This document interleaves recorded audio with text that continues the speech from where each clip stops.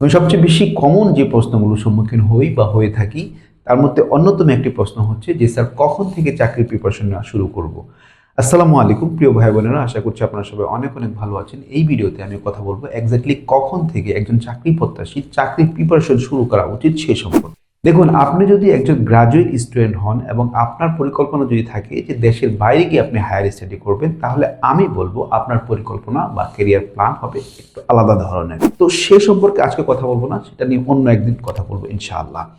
আজকে আমি কথা বলবো, যদি আপনার পরিকল্পনা এমন হয় যে আপনি দেশেই থেকে যেতে চান এবং দেশে আপনার একাডেমিক পড়াশোনা শেষ করে একটা জব, বিশেষ করে একটা সরকারি জব আপনার পরিকল্পনা থাকে, তাহলে আমি আপনাকে বলবো যে আপনাকে একটু ভিন্নভাবে এগোতে হবে।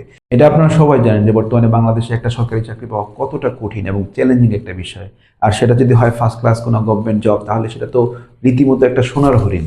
তো সেক্ষেত্রে আপনি কখন চাকরি প্রিপারেশন নেওয়া শুরু করবেন সেটা একান্তই আপনার সিদ্ধান্ত হলেও আপনাকে কিন্তু আপনার আশেপাশে যারা আছেন আপনার কম্পিউটার, তাদের দিকে খেয়াল রাখতে হবে যে তারা কখন থেকে চাকরি প্রিপারেশন নেওয়া শুরু করছেন, তারা কি করছেন, তারা কি পড়ছেন ইত্যাদি বিষয়ে কিন্তু আপনার সূক্ষ্ম এবং তীক্ষ্ণ দৃষ্টি রাখতে হবে। কারণ দিন শেষে আপনাকে কিন্তু তাদের সাথে একটা তীব্র প্রতিযোগিতামূলক পরীক্ষায় বসতে হবে এবং সেখান থেকে আপনাকে বিজয় ছিনিয়ে আনতে হবে। যদিও আমি নিজে একাডেমিক পড়াশোনা শেষ করেই চাকরির প্রিপারেশন নেওয়া শুরু করেছিলাম, কিন্তু বর্তমানে আমি মনে করি যে কেউ যদি ওনার সেকেন্ড ইয়ার বা থার্ড ইয়ারের মধ্যে থাকে, তাহলেই তারই চাকরির প্রিপারেশন শুরু করা উচিত। তার কারণ বর্তমান চাকরির বাজার এতটাই তীব্র প্রতিযোগিতামূলক যে আপনি যদি একাডেমিক পড়াশোনা শেষ করে একটা চাকরির প্রিপারেশন নিয়ে চাকরি পেতে চান, তাহলে আপনাকে একটা ভালো চাকরি পেতে গেলে মিনিমাম 2 থেকে 4 বছর আপনার অপেক্ষা করতে হবে। আর 2 থেকে 4 বছর অপেক্ষা করা বা বেকার থাকা যে কি পরিমাণ কষ্টের একটা ব্যাপার, সেটা যারা বেকার ছিলেন বা বেকার আছেন শুধুমাত্র তারাই জানে। এই বেকার থাকাটা কোনোভাবেই কাম্য হতে পারে না। তাই আমি মনে করি যে অনার্স সেকেন্ড ইয়ার বা থার্ড ইয়ারের মধ্যে যারা আছেন তাদের চাকরি প্রিপারেশন শুরু করা উচিত এখন থেকেই। আর আপনি যদি দেশেই চাকরি পেতে চান, তবে আপনাকে অবশ্যই আরও একটা বিষয় মাথায় রাখতে হবে যে আপনি একাডেমিক রেজাল্টে বা পড়াশোনায় যতই ভালো হন না কেন, বাংলাদেশের চাকরির বাজারে কিন্তু সেটার খুব একটা মূল্যায়ন নেই।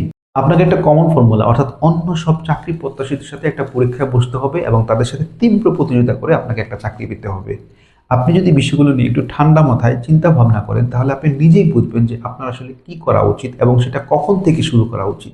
তবে যাই হোক, অনার্সের আগে কোনোভাবেই চাকরি প্রিপারেশন নিয়ে ভাবা উচিত নয়, কারণ এই সময়টা হচ্ছে কেরিয়ার প্ল্যান ঠিক করার সময়। অর্থাৎ আপনি আপনার জীবনকে কোন দিকে পরিচালনা করবেন সেটা ঠিক করার সময় হচ্ছে ওটা।